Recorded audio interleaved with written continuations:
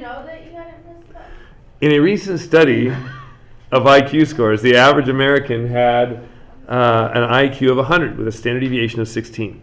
So what's the probability that a randomly selected American has an IQ less than 116? Well, that's one standard deviation above average here, right? So if I drew our little deal here, and there's 100, and then one standard deviation above is 116. Now, however you kind of choose to do this, we're saying less than 116. We're looking at this entire zone, right? If you break it up into two compartments, that's 50% of your data, right? Because 50% is below the average.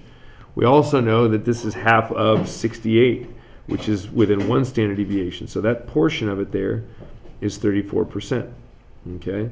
So if you got 34% and 50%, 86% are going to be less than 116, which is one standard deviation above average.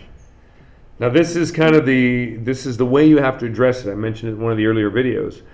If I'm saying greater than, well, if we're looking at the portion below, and I already know that the portion that's less than, the question of it being greater than, well, that's the rest of it, isn't it?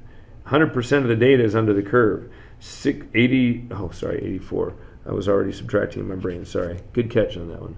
84% is below 116, which means that 16% is going to be above.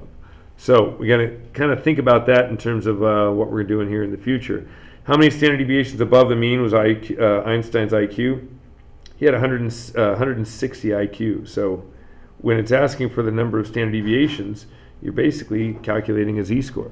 So 160 minus the average of 100 divided by the standard deviation of 16. Okay, that is 60 over 16. If you divide that, I believe, if I remember correctly, and I'm cheating by using the calculator, that is 3.75. Okay, so that means he was 3.75 standard deviations above average, which is crazy amounts of above.